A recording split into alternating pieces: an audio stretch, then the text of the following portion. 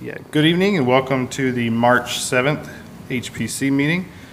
I will call the meeting to order. Christy, could you do the roll, please? Yes. George Piper. Here. Casey Sampson. Present. Linda Ridgway. Here. Dan Fleming.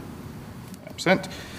Having a quorum to conduct business, I'll go ahead and entertain a motion to approve the minutes. Everyone's had a chance to look at those. The minutes are for February? Yes. I make a motion to approve the minutes from February. I'll second. Motion and a second. Any discussion? All those in favor, aye. Aye. Motion carries. Moving on to old business, seeing none. We'll go on to new business. First up, we have a certificate of appropriateness for Matt Jackson, Jackson Investment. We'll hear from staff first. Good evening, Commission.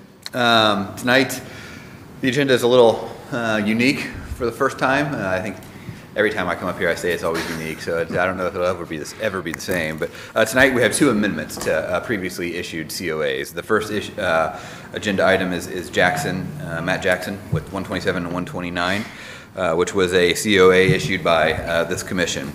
You know, all these projects are, best way to describe them is probably living animals. You know, they're changing as you get into them, and this is one of those cases where the proposal was made, and it was made in such a way that after they got into it, they decided to go kind of a more unique way with a treatment of some of the openings.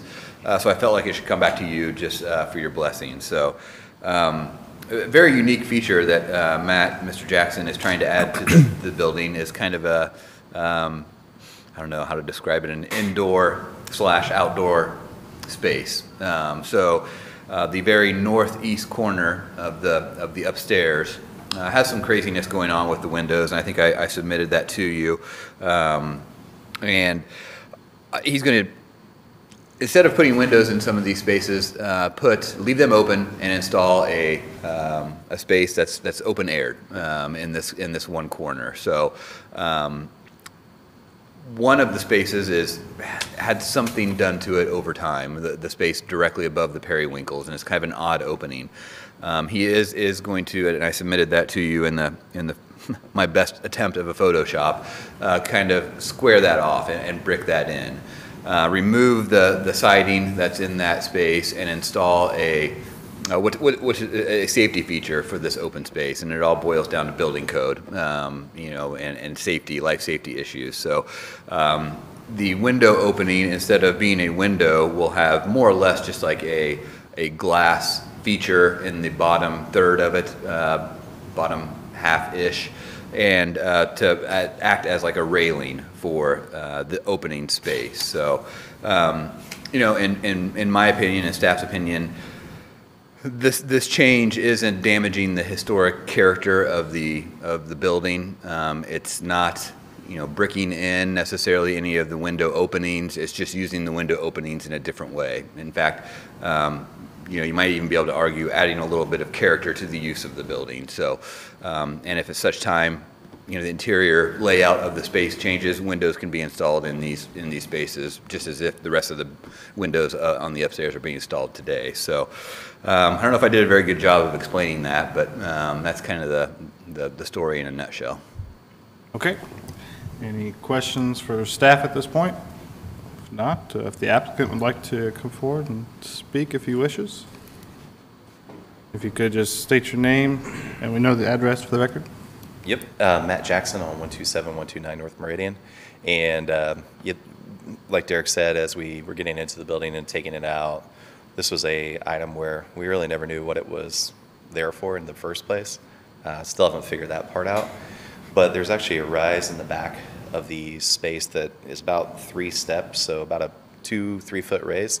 So one of the things that was identified as we were going through the process was that the 2 windows that would actually be affected per se by this change, they actually are at a really almost flush level with the flooring.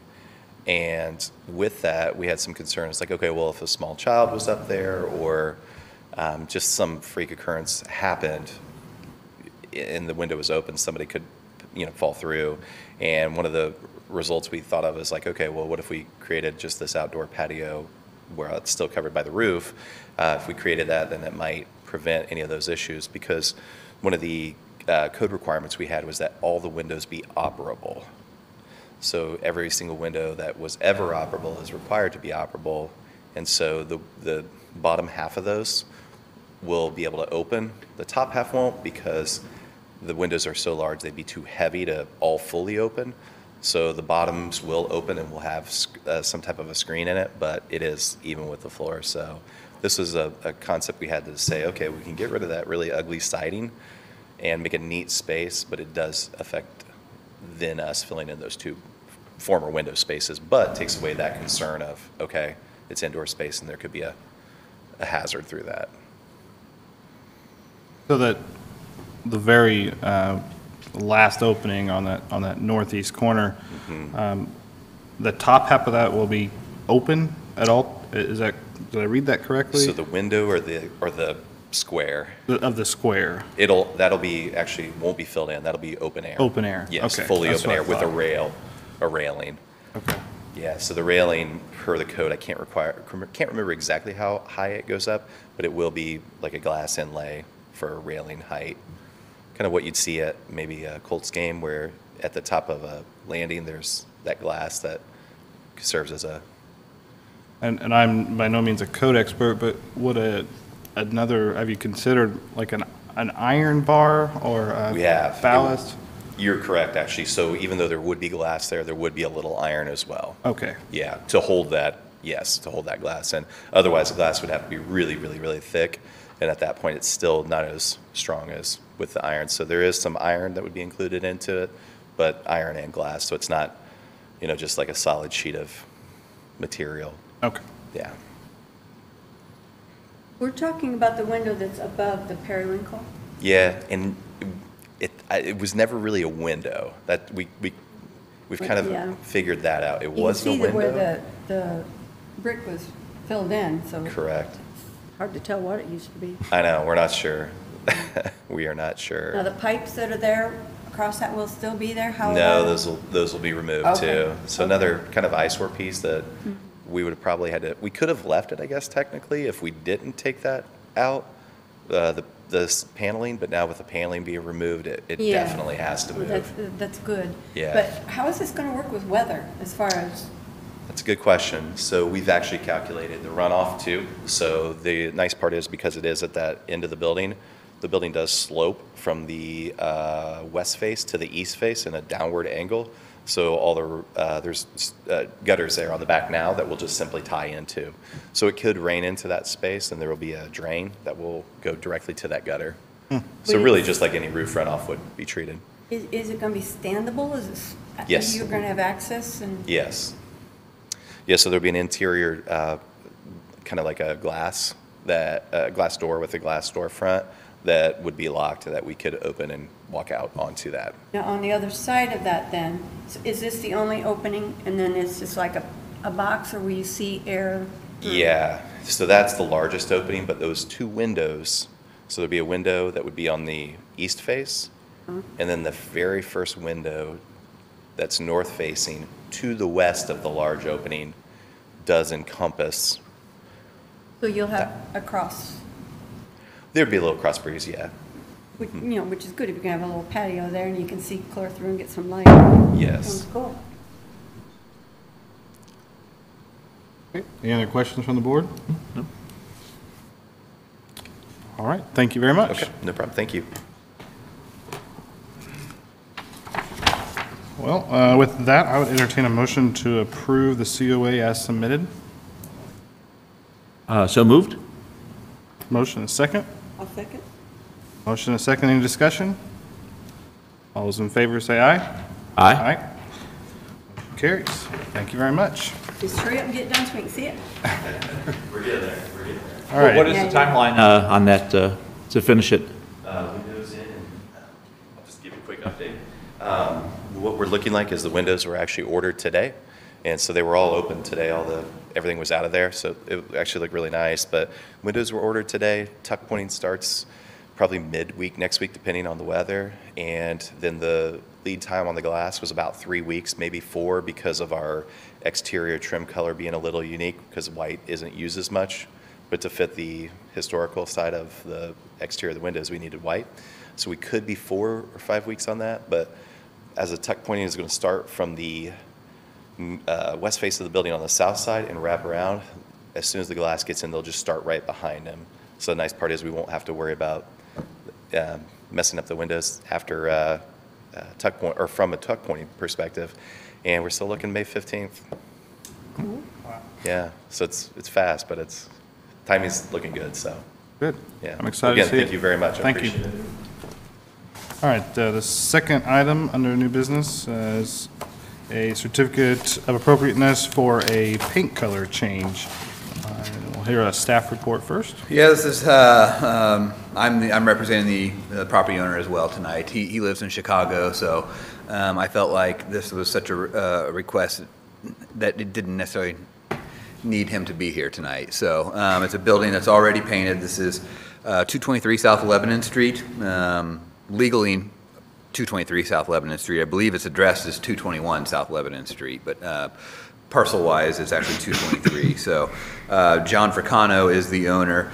He received a staff COA back in August 3rd of 2008 for general maintenance, basically. He tuck pointed the entire building and then was at that time intending to repaint it the same color that it was. So that fell within the guidelines of staff being able to issue the COA.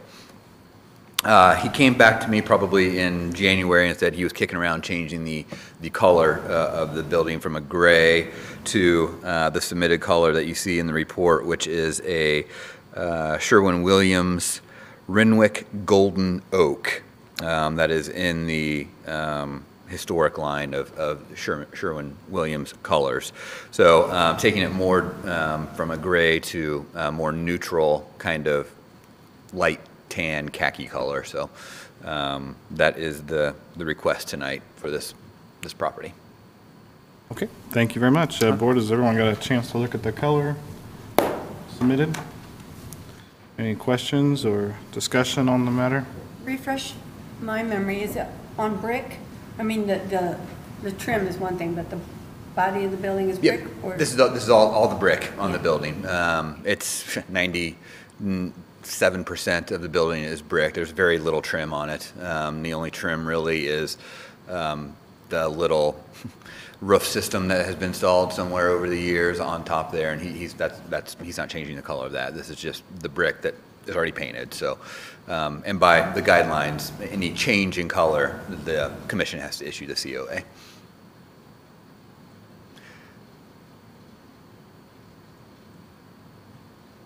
Well, I know, of course, we like to have the unpainted brick, but in this situation with it already being painted, and looking for just a color change and one that is within that historic collection, I would go ahead and make a motion to approve the COA as submitted. I would seek a second. Second. Motion and a second. Any discussion? All those in favor, aye? Aye. Motion carries. Thank you very much. I'll let him know. All right. Moving on to other business. Is there any other business to come before the board? Hearing none, I would seek a motion to adjourn. So moved? Second? All those in favor? Aye. Motion carries. Thank you for joining us.